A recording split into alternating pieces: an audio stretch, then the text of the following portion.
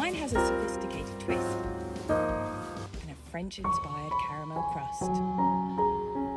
I'm using semolina, and semolina is durum wheat which has been milled.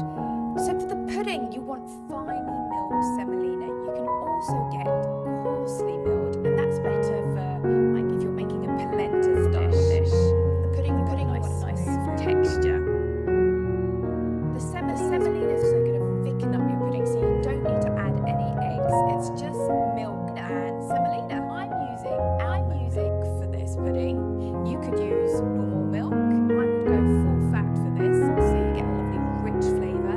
Almond milk is really lovely to use because it's got a nice nutty flavour to it. You could also use coconut milk, soya milk, any milk you fancy, so you can make it plant-based if you like. Pour 500 millilitres into a warm pan. You want to start at a low heat, so that will give you a chance to whisk in the semolina so you don't get lumps. There is nothing worse than lumpy semolina pudding. Add 35 grams of Semolina to thicken up we're looking for and create that perfect texture. Keep on whisking so none of the semolina sticks to the bottom of the pan and catches and burns.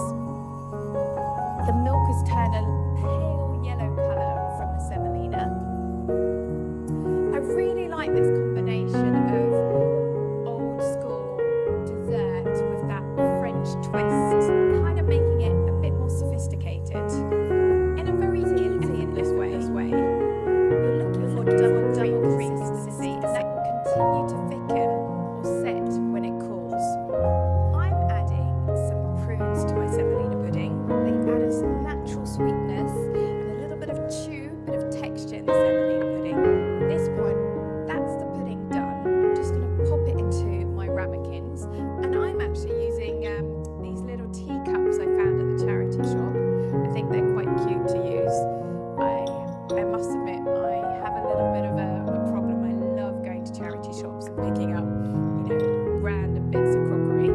It's one of my favourite things to do.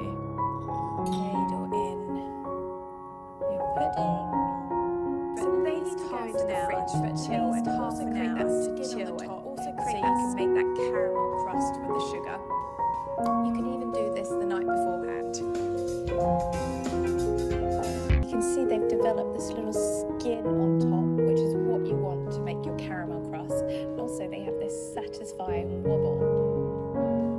Now to do your caramel crust, I'm using just caster sugar.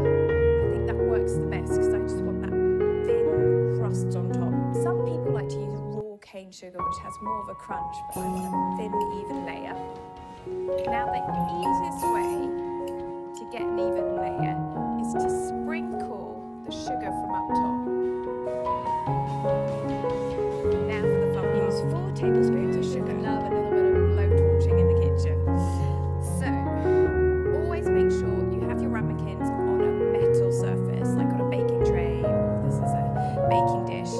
Don't do it on a wooden surface. So a small flame, and I'm just gonna, that's why I'm doing this, like lightly brush. If you don't have a blowtorch, what you could do is take a large metal spoon, heat it up in a gas flame.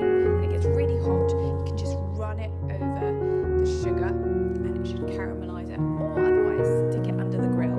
That also works. But I think the best technique is using a blowtorch. Now, all you're left to do, can you hear that little crack? Serve it. That's what you want. It's the best bit, cracking into the crust. You can actually see that thin layer of caramel on top. It's creamy pudding underneath.